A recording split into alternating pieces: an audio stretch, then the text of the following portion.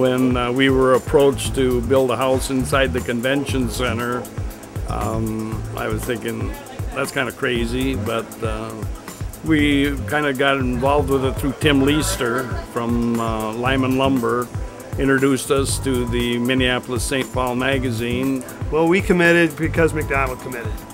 In the end, the proposal was to them and with Minneapolis St. Paul magazine, but we really in the end said, Bob, if you're in, we're in. And this has to be good for you, because if you succeed, we'll succeed.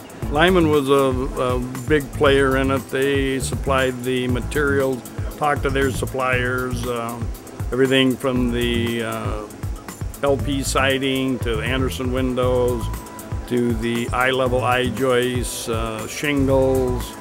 Lyman Lumber. The relationship that we have with them, I would probably say, is, in my opinion, like a second family. Everyone, they're just an amazing group.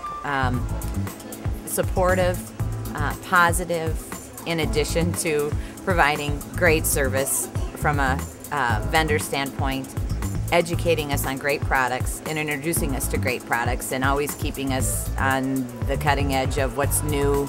Our relationship with McDonald Construction goes back years, 25 plus is what I'm gathering, and it's a great relationship. It's not adversarial, it's a partnership basis. We bring to them ideas, they bring to us plans, we sit down, we figure out where it is.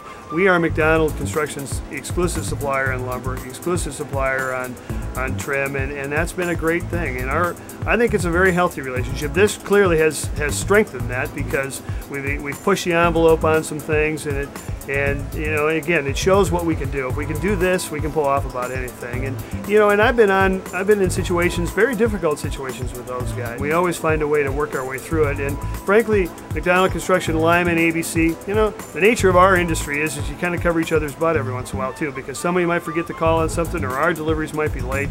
And it's a very healthy relationship between Lyman, ABC, hopefully CCC, and McDonald. With the panel construction, it was a first opportunity for us to learn how to do it, how to use it.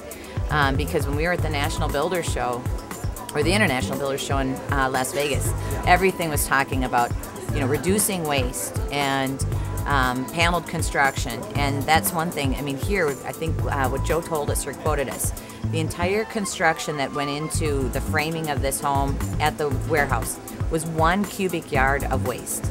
The framing structure is not much different from the standpoint. The only thing they really did is we had to say, all right, we got to disassemble this thing. So they built it in 8-foot modules. The walls were done in, I think the longest length of wall was probably 16 feet that they could do. There was one 22-foot piece, but I know that had to have some windows in it. We haul components all the time. Wall components, stair assemblies, all that. So we're pretty experienced in what the crane can do and how to get it on there. But yeah, really, the architectural side of it was the biggest challenge. You know, we've always done the rough frame stage, but to have it rocked and finished on the outside was a huge challenge for us. In Minnesota, we have weather that affects our schedule, which affects interest payments.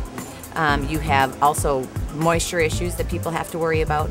So by building the home or framing the home in a controlled environment, and also knowing that if there's any waste, it doesn't go in that dumpster, and that dumpster doesn't need to send a truck and pay for the mileage or the gas to come and pick up that dumpster and haul it away.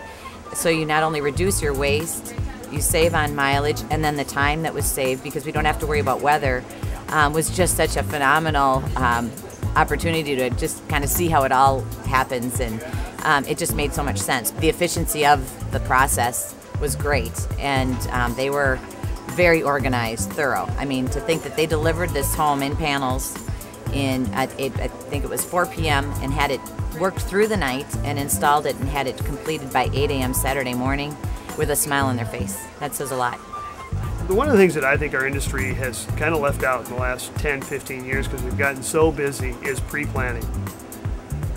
If we can pull this off, because we sat and planned, we can do anything. And we've talked in our industry about the worst thing that's happened to our industry is the Nextel phone, because no one thinks, no one plans. And I think this is revisited for us is the power of sitting in a room, putting it on paper, building it in your head, and then building it and then getting it out into sight. And that's what made this thing go. It all started with blueprints, it all started with capabilities, it all started with what can we do.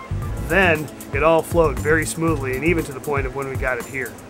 You know, the real challenge has been someone who's built an expensive, mid-range to medium-high house, and now says they want to build lower end. How do you do it? Well, you can't do it the same parts and pieces, and you can't do it the same ways. And the one thing that we've done really effectively over the last couple of years is we've integrated. Definitely the sum is a lot greater than the parts in this situation. So, you know, we're really good when we hit on all cylinders. And the other side of it is if we integrate right, we're going to create a situation where our competition can't play at the level that we are. We're going to change the game.